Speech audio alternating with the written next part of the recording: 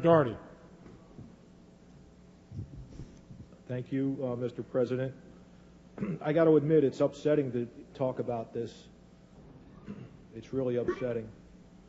And it happens at the last second, right, on a lame duck session, and you're trying to go through 500 pages of bills, but this is important to talk about, this issue.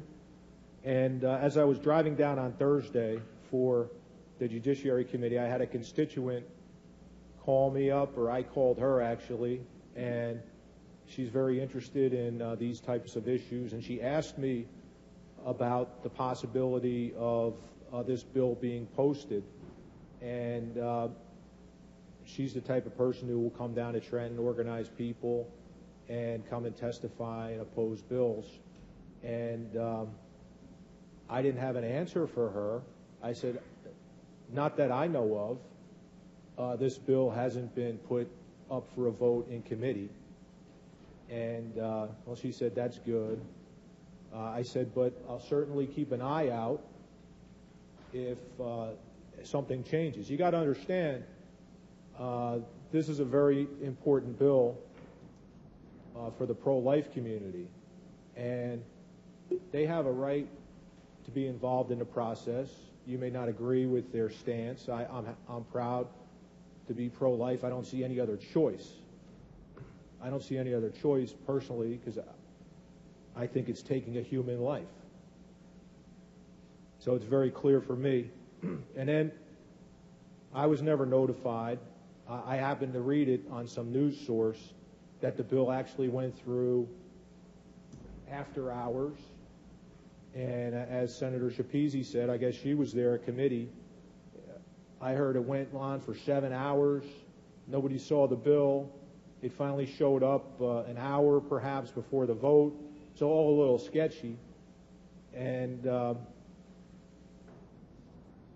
constituent I was talking to, she said, well, clearly, they have to have this 5-day notice requirement to the public. And this is something we were all concerned about, right, when we had the recent testing and entry requirements, 72 hours for people in the public. We were all concerned that they were not going to be able to participate in issues of tremendous magnitude.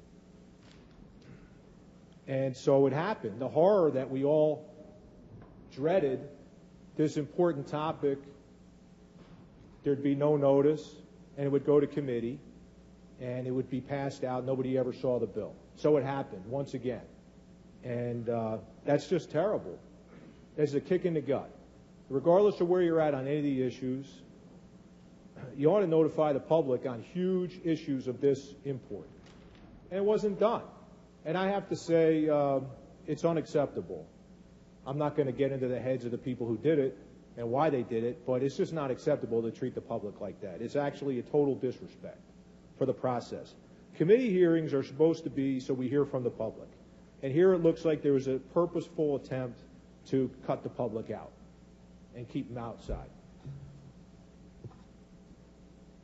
According to statistics, Mr. President, New Jersey is already ranked #1 in abortion rates in the entire country, right? So many say that this is not a codification of the abortion law, but a robust expansion of it here in the state of New Jersey.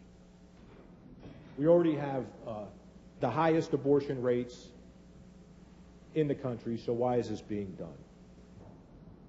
Senator Oroho talked about parental notification of minors. That's a real issue.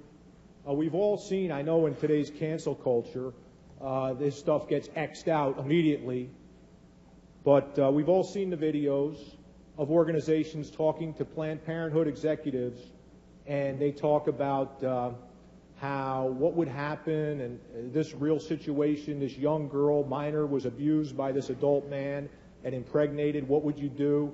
And they say, well, we just don't report that to the police, in clear violation of the law.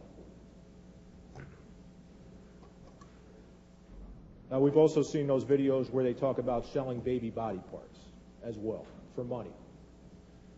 Now, one thing was talked about, one of my colleagues talked about pregnant mothers who have potential disabled children, right? And so that immediately brought to mind. It's funny how things work, because I actually had it written down here, a note. I have a pro-life organization in my district.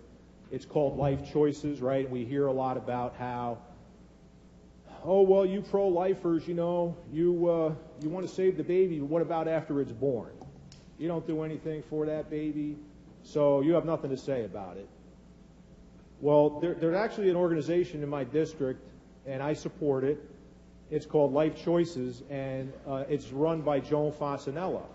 And Joan has established an organization to help pregnant mothers, and a lot of them are minors, most of them, well, I'm going to retract that.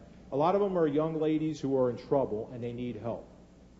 And Joan has actually set up an organization that helps these mothers with prenatal care, but it also helps them after the baby's born. They actually have a place where they can live, and they drive them around. They help them go to the doctors. They give them a bed. They give them medical care. They give them baby supplies, diapers, counseling, all kinds of help. They even have daycare now for the moms. So if they need to go to work, they have daycare there, all in a Christian environment. And bless Joan Fasanello, and she keeps track of how many mothers she's actually talked into having the baby, as opposed to they were on the fence. And she's over 9,000 babies now that she's saved. So there's clearly organizations out there that want to save and help children, help the mothers, and those things are out there. Now, somebody talked about disabled babies, and we have a tough choice. We have to kill them in the womb, because if they are born, they're going to have medical difficulties in life.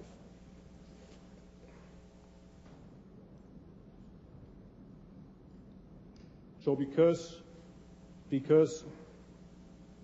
a child may have a medical issue, it's okay to kill it. I guess that's the moral lesson there. Now, there was a mother, and she was a missionary. I happened to meet her at Joan Fasanello has an annual dinner, and they raise money. And there was a mother there, and she and her husband were in the Philippines, as Christian missionaries. And, there's certain illnesses, diseases in the Philippines you may not see in the United States. They're Americans. And she became pregnant, and she had one of these illnesses. I'm not exactly sure which one it was, something that's prevalent in the Philippines. And she went to the doctor, and the doctor said, well, there's a very good chance that your baby is going to have severe disabilities, and I recommend that you abort your baby.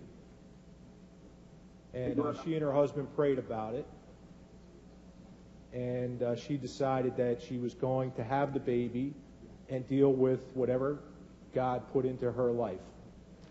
You hear about parents who have children with disabilities, and they say, it's tough, I bless those folks, but a lot of them say it's also a blessing from God. And she decided to have this baby, and you know what? Was the baby disabled as the doctor predicted? Did severe disabilities? No, absolutely not. This baby was very healthy. And this baby actually grew up to be rather famous. And you may know him. His name is Tim Tebow.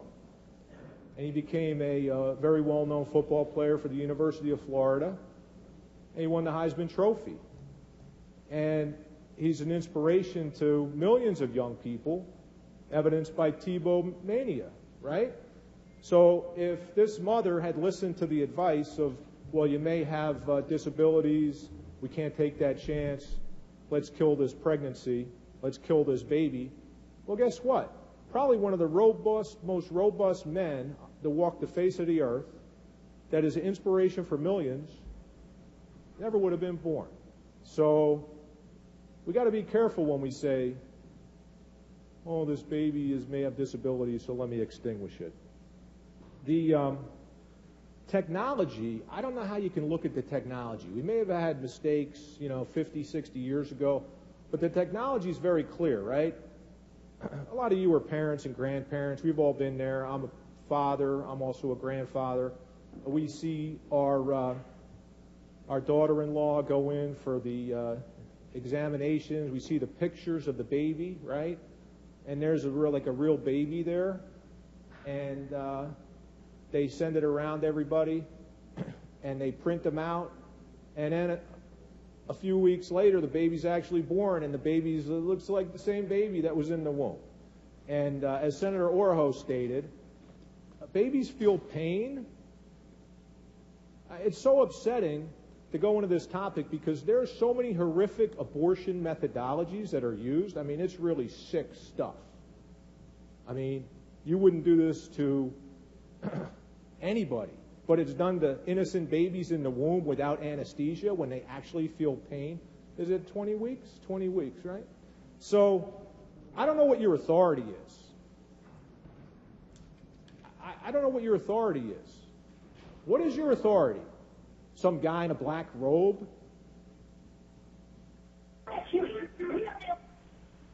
That's not my authority. That's not my authority. That's not the authority. Okay, I'm wrapping it up. You're waving your hands. Okay. It was not. It was because there was. Okay, sorry. I apologize. Thought I was getting the hook. But I am wrapping it up, Mr. President. I'll give you the hook in 3 minutes and 23 seconds. So I oppose this bill. I'm happy that I'm pro-life. I'm proud to be pro-life. I don't see it any other way, frankly, because I fear God. And He's the ultimate authority. It's very clear. He does not like children being messed with. He does not like babies being killed in the womb. And so for all those reasons, Mr. President, I oppose this bill, and I thank you for the time. Thank you. Thank you, Senator. Senator, go past.